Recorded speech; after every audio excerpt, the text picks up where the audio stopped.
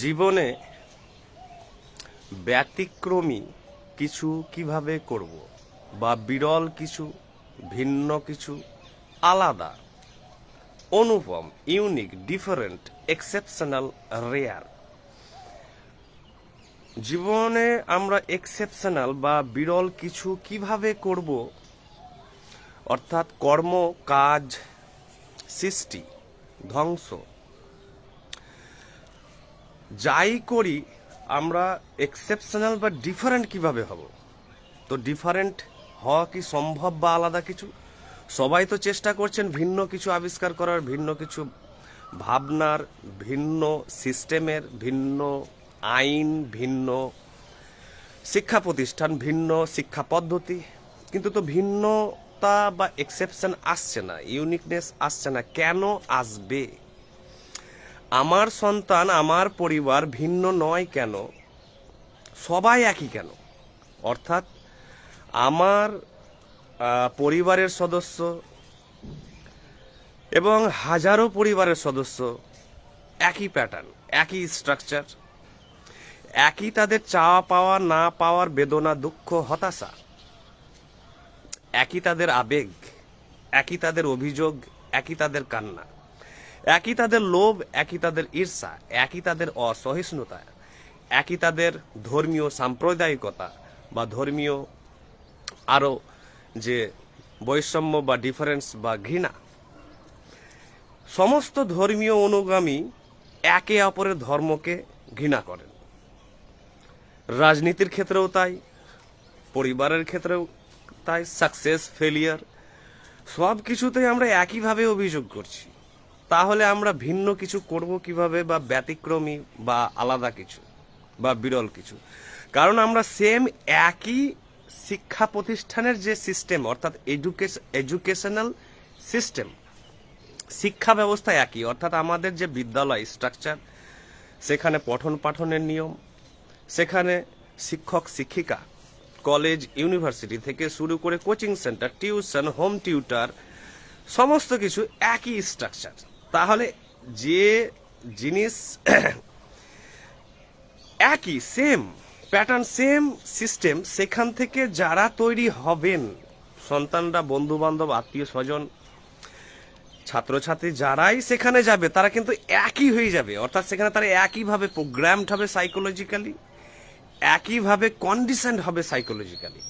অর্থাৎ তারা ভিন্ন কিছু ভাবতে পারবে না, যেহেতু তারা একই পরীক্ষা দিচ্ছে, একই দেশের নিয়মে চলছে, সামাজিক রীতিনীতি, প্রথা, ট্র্যাডিশনস, কাস্টমস একই। ধর্ম নাম আলাদা হলেও ধর্মীয় জগতের যে ডাইনামিক্স, অর্থাৎ তাদের যে কার্যাবলী, সেম জিনিস প্রত্যেকের ধর্মের। তাই ভয়ও একই, দুর্বলতাও একই। আপনি যদি বলেন যে আমরা আলাদা, কোনো ধর্মীয় অনুগামীরা যদি বলেন যে আমরা আলাদা, আমরা ভালো ধর্মের লোক, বা আমরা আর শ্রেষ্ঠ, সেটা ভ্রম। প্রত্যেক ধর্মের ব্যক্তিরাই কিন্তু এমনটা ভাবেন, কিন্তু আলটিমেট যে আউটকাম কি, তার আউটকাম হচ্ছে সেম আবেগ, সেম দুঃখ, সেম অনুতাপ, সেম সমস্ত কিছু সেম। কারণই হচ্ছে যে এই যে ধর্মীয় স্ট্রাকচারও সেম, সোশ্যাল স্ট্রাকচারও সেম, এডুকেশনাল স্ট্রাকচারও সেম, পলিটিক্যাল সিস্টেমও সেম, এবং যা কিছু সিস্টেম আছে সবই সেম। এই সেম সিস্টেম থেকে একই ব্যক্তির জন্ম হবে। তাই সন্তান যদি বাবা মাকে ছেড়ে যান শেষ বয়সে, বাবা মায়ের একই অবস্থা দেখছি বিভিন্ন পরিবারে। ফ্যামিলি স্ট্রাকচার, অর্থাৎ পারিবারিক যে স্ট্রাকচার, অর্থাৎ এখন ভিন্ন ভিন্ন হয়ে যাচ্ছে, ফ্র্যাগমেন্টেড হয়ে যাচ্ছে, নিউক্লিয়াস ফ্যামিলি হয়ে যাচ্ছে, অর্থাৎ এক্সটেন্ডেড ফ্যামিলি থেকে সব ব্রেক অ্যাওয়ে হয়ে যাচ্ছে, সব আলাদা আলাদা ফ্ল্যাট কিনছে, আলাদা আলাদা ভাবে সেটেল হয়ে যাচ্ছে, কেউ ডাক্তার, কেউ ইঞ্জিনিয়ার, চলে যাচ্ছেন দূরে আপনজনদের ছেড়ে। এটা একই যেহেতু সিস্টেম থেকে এরা প্রডিউস, সেহেতু একই রেজাল্ট প্রত্যেক পরিবারেই মোরলেস হবেই। তাই আমি যদি ভাবি যে আমি আলাদা হব, আমার মা আলাদা হবে, আমার আত্মীয় স্বজন, ফ্রেন্ডস আলাদা হবে, তারা মোর লাভিং হবে, তারা বেশি ভালোবাসবে, বা তারা বেশি স্যাক্রিফাইস করবে, বা তাদের আন্ডারস্ট্যান্ডিং পাওয়ার বেশি, বা তারা খুব ক্ষমাশীল, বেশি ফরগিভিং টাইপের, এটা আমাদের প্রত্যাশা থাকে একে অপরের কাছ থেকে, কিন্তু এই প্রত্যাশা হচ্ছে টোটালি বেসলেস, ভিত্তিহীন এবং মিনিংলেস। কারণ আমি যা সেও তা, আমি যা সেও তা, কারণ সিস্টেমও সেম সিস্টেম থেকে আমরা সবাই এসেছি, এবং এই সিস্টেম হচ্ছে political, social, religious, family, educational, same pattern, beaten track, সাবেকি প্রথা, সাবেকি প্যাটার্ন, ট্র্যাডিশনাল।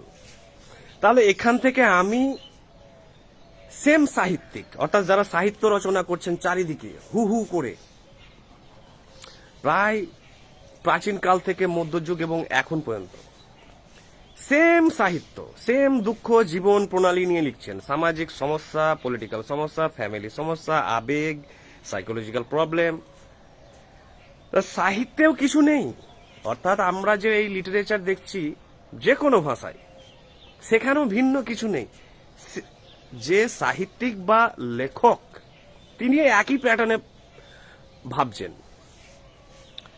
আমরা জ্ঞান তত্ত্বের জগতে যা দেখছি সবই একই প্যাটার্নে আসছে। জ্ঞান, মোটিভেশনাল স্পিচ, ইউটিউবার, নাস্তিক একই, আস্তিকও একই, সবই একই। তাহলে এই যে বিটেন ট্র্যাক, তাহলে আমরা ইউনিক বা বিরল বা ব্যতিক্রমী কিছু কি আমরা আবিষ্কার করতে পারবো? তখনই সম্ভব যখন এই সিস্টেমে আমি অভিযোজিত হলাম, বড় হলাম, ঠিক আছে।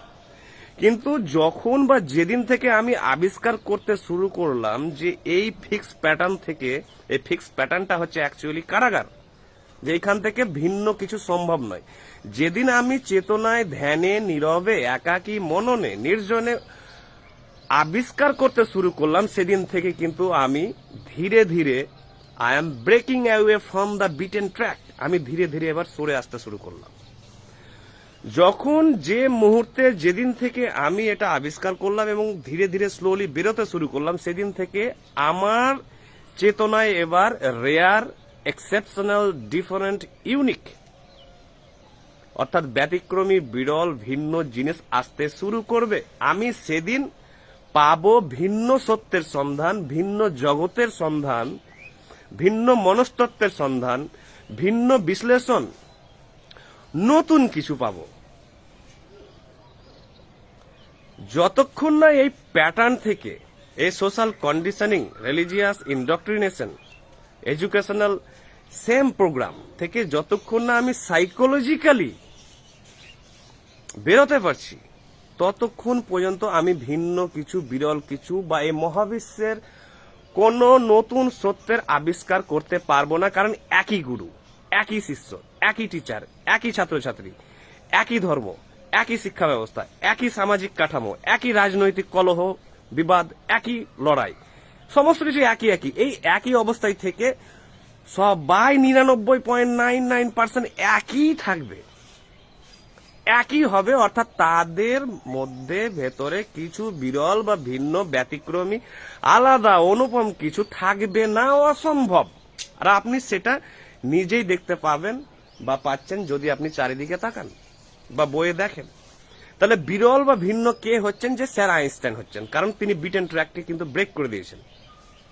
স্টিফেন হকিং হচ্ছেন, বা বার্টন রাসেল হচ্ছেন, বা প্লেটো, অ্যারিস্টটল, সক্রেটিস হচ্ছেন, বা পারমিনিডিস হচ্ছেন, হেরাক্লিটাস হচ্ছেন, এপিমেনিডিস হচ্ছেন, জন লক হচ্ছেন, হেগেল হচ্ছেন, হাজারো থিঙ্কার্স, স্পিনোজা হচ্ছেন। এদের জন্ম কখন হচ্ছে? যখন এরা বিটেন ট্র্যাককে, অর্থাৎ যে প্রথাগত ট্র্যাক, তার সমস্ত প্রভাব থেকে যখন মনস্তাত্ত্বিকভাবে নিজেকে পুরোপুরি লিবারেট করছেন বা ফ্রি করছেন, তখন সম্ভব নতুন সত্যের সন্ধান পাওয়া।